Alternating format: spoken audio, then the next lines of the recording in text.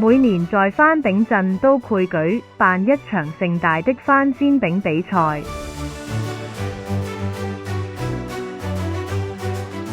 誰番出最大、最逢蟲的煎餅，就能贏得一把金鏟子，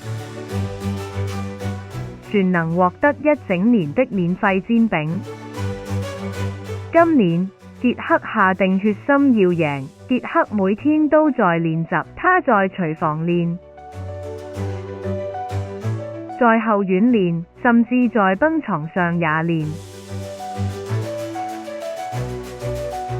但他有一個問題，他的番煎餅技術太厲害了，煎餅飛得太高，有時候直接飛進了雲層裡。比賽當天，傑克感覺自己準備好了，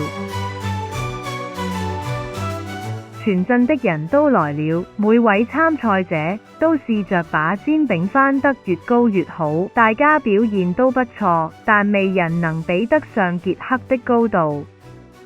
輪到傑克時，他深吸一口氣，把煎餅往上一拋，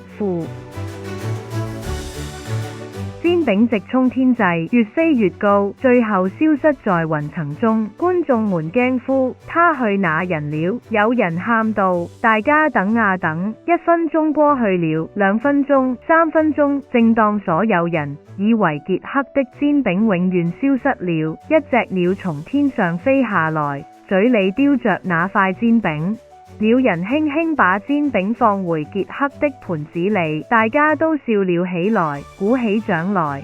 傑克的煎餅經歷了一場最棒的冒險，他贏得了金鏟子。